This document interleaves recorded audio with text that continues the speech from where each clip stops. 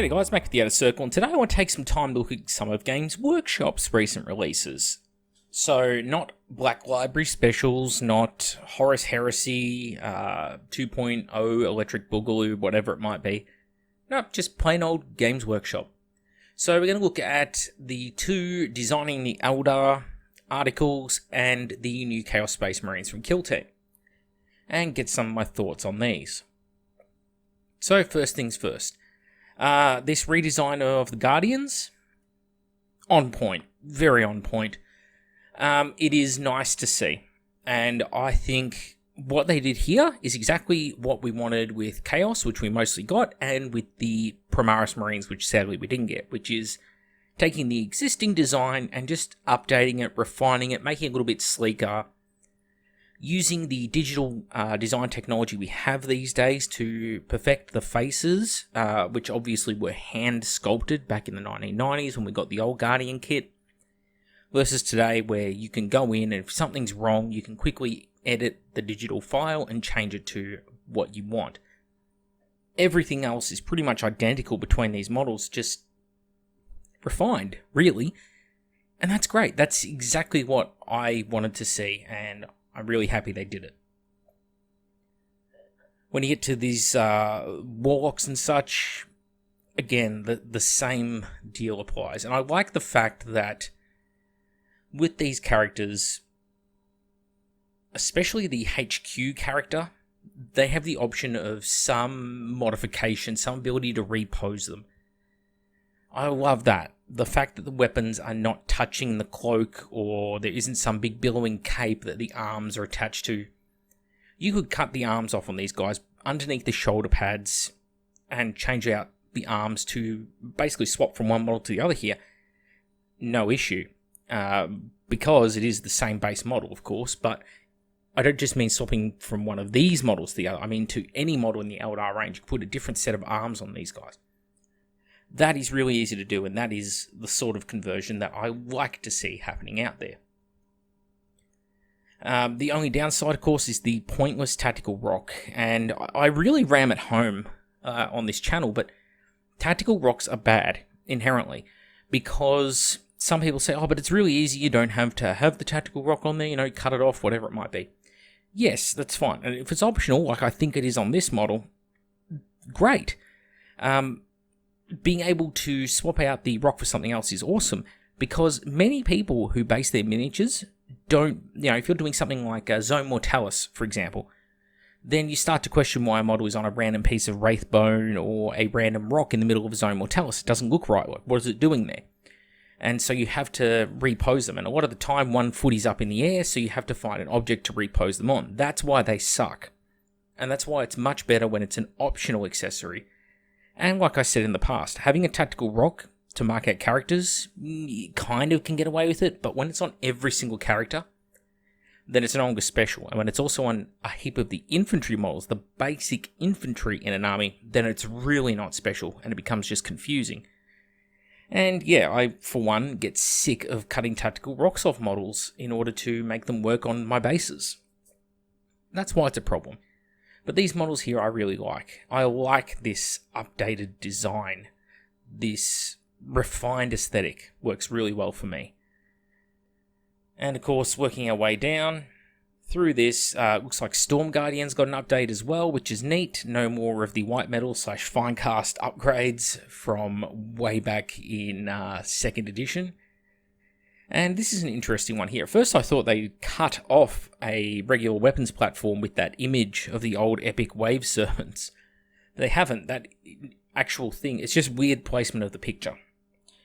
That is a shield platform from the squad, and you can see the 3D printing marks on it as well, clear as day on the left-hand side of it. Like a wood grain effect. That's, zoom right in on those if I can. Ooh, yeah. Right there. Awesome. Oh, wood grain effect. Yeah, anyway. Get that back down to 100%. Yeah, it's a neat little throwback, but why that throwback on that particular model is a bit strange. Like, if you want to throw back to those old school wave serpents, there are other ways of doing it, such as creating a new vehicle type for the Eldar would be a pretty cool concept. Because that old school Wave Serpent is kind of like a cross between the Dark Eldar Raider and a Falcon Grav Tank, or a modern Wave Serpent. So you could combine the two together and you'd have an awesome vehicle for your upcoming Eldar Corsairs, rather than trying to make this little shield platform echo that. But I mean, it does a fine job. I have nothing against the sculpt, just a bit bizarre. Moving on from there, so again, Dark Reapers. Taking the existing model, refining it on the new one. Of course, the old model actually has spare ammo hanging on the back of him, as you can see on the left-hand side, dangling down. Has a spare rocket. New one doesn't. I wonder if that's an optional thing, or if it's just the design choice they've gone for here.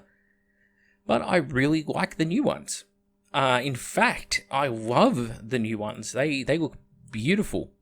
Especially when you come down and look at them as a whole squad. Excellent. Awesome looking unit.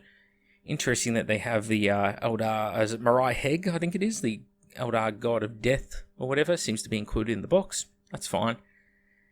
But I still stand by this model sucking with his Necron head and the weird, sometimes the death metal power guitar solo pose works. Not here.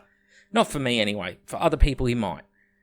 But I did a whole video where looking at the LVO releases and talking about how much I dislike this model, so I'm not going to go back into it all, but he just looks like it's trying too much to be edgy. And it really doesn't have to be. The old Morgan Ra was pretty timeless. It's why it held up for 30 years. Will this model hold up for 30 years? Questionable. I think the actual Aspect Warriors themselves will, but not him. It's just too much like a Death Jester, too little like a Dark Reaper for my tastes. And read into it all you want with, oh, he's got a Necron head because, the Necron's corrupted and what. Yeah, look, that's fan writing to explain it away. I don't care for that. It's fine as a model, but it's definitely like a 4 out of 10. Let's not get carried away. Alright, let's move on to Chaos Space Marines over in Kill Team. And we all know that I'm a big Chaos fanboy for a very long time. So, let's talk about these. We'll get rid of the nitpicks to start. So, first nitpick. This guy's face, obviously, is hilarious. Yeah, I don't think there's any much more you can say about it. I think it could be the paint job, but just the head in general, it does not look very good. So let's never, ever use that head on anything ever again, unless it's a meme. The sword is like a miniature version of the plastic Demon Prince's sword, I've noticed, which is kind of a neat little nod. And the Primaris skull inside the helmet. I don't know how I feel about that, because it's had, I guess, the visor smashed off the helmet, the eye slits, which is a bit strange when the rest of the helmet's still there. But why the human skulls? Now, I know that sounds really weird to say, but we're now at the point where we have the sculpting technology to sculpt things correctly. And we know that Primaris Marines, like all Space Marines, are anatomically very different to regular humans. They do not have human skulls. They have humanoid skulls. So you should really have weirder skulls inside those helmets to actually show that it's a Primaris Marine's head and not just some regular human's head inside there. So, larger jawbones, maybe a sagittal crest or something on top of the skull. Just a little desire of mine. It's not a nitpick on the model. It's just a desire of mine that I would like to see. I like the backpacks as well, the variety of backpacks they have here with a little bit different stuff going on. That head there and the two-handed axe looks really good, although the axe is probably a bit big, the axe head on it. Pointlessly so. I think just having the long axe handle lets you know already that it's a pretty powerful, nasty weapon. The giant axe head just throws the proportions off an otherwise excellent model. Both of these look really good, and I'm pleased to see they haven't gone overboard on the gold trim on these guys like they did on the Chaos Raptors. I really hate the Raptors because just the amount of trim they have, and it's just zigzagging all over the place. This is done a lot more tastefully, and I like it because of that. I'd say here we have on the bottom left the cream of the cream here, the pick of the heads. The skull-faced battle mask sort of thing going on there is what the Primaris Reavers wish they were. It is jagged, it is menacing, it is very chaos, and it looks excellent. I love it. It's a bit weird that he's just some kind of knife fighter in the first place. I think combat doesn't work too well in actual kill team because it's very hard to pull off, but looks cool. Looks really cool. The sort of semi-possessed guy in the back is probably the worst individual model in this lot. The weird running on the tactical rock, again, tactical rocks and infantry, so they suck. The weird running pose on that, his gene stealer hand, I don't know, it's sort of at odds. It's like he's starting to mutate, but it's only his hands and his face, and everything else is just regular Chaos Space Marine. I feel like that worked really well back in 3rd edition, but again, we've come a long way since then with our sculpting technology, and we aren't just creating a few mutator bits and throwing them in box sets and saying, well, I'll make you possessed out of this. So, I'd like to see them do a proper possessed box, is I guess what I'm getting at. Another cool head is that sort of heavy support head going on there. He looks really cool. Kind of reminds me of Perturabo, actually, with the way the cabling is and such. And yeah, the big belt-fed minigun thing's pretty cool as well. Let's be honest. Yeah, another great couple of models in here. Even the guy in the back is pretty good with his little belt-fed bolt gun. And yeah, I know I already said the creme de la creme model. But this is a close runner-up, because this is really nice. The only things that let this down is the sculpted on effects. I really can't stand them. Some people love them, some people hate them. I like it when they're optional. So I can choose when I do or don't want to deploy them on my miniature. And unfortunately, in this instance, it's going to be probably a completely different weapon on the model. And it completely changed the feel of it to not have them on there, I think for the better. To have him just having the hand in the air without the fire, like he's beckoning an enemy towards him, or like he's seeing something and not, that's really cool, versus just having it on there. Sculpt on edgy effects almost never look good, especially lightning, but fire is not far behind. The flamer looks nice, and of course, yeah, both of these models are great. In fact, I could say, without a doubt, this is one of the best sets ever released for Chaos Space Marines, design-wise and looks-wise, because the things I dislike about it are nitpicks. And that's the sort of thing I want. I want to be able to fairly critique stuff like this and say, this is really good. Now, the question comes down to, of course, what's it going to cost? Because it ain't going to be cheap, is it? So, what is this? 1, 2, 3, 4, 5, 6, 7, 8, 9, 10 models. You're probably looking around that $80 mark, I'm guessing. Plus, who knows what for whatever rules or whatever.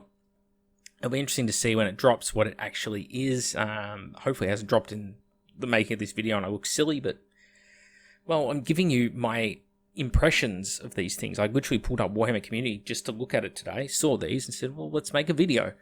So I am. Yeah, I know they're a couple of days old. I'm out of touch with the kids these days. Who cares? I don't. Yeah, really liking it. Really liking what I see here. So solid across the board. More of this. If games should do more of this and less of the scummy practices, I would have nothing negative to say. This is the sort of thing I want to see.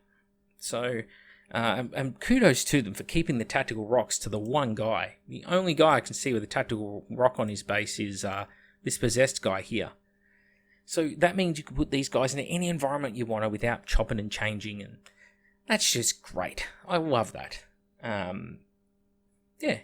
So, all in all, the Eldar look great, the Chaos look great. The only model that I dislike strongly is Molten Ra, who, again, he's not terrible, but a 4 out of 10, he's slightly below average. Because, like I said, I think he's going to date pretty fast and hard. And, yeah, it's trying too hard to be cool and grim looking, but he comes across looking like the Death Jester and not like a Dark Reaper for me. Anyway, that's it. It's all from me. Boring little episode, I'm sure, but it's important to make these episodes where I just talk about stuff I see. And really, in this case, just praise it, because it is good stuff. So, you know, I don't have negative things to say just for the sake of it. I will be fair where I can, but only where I can. See you all next time.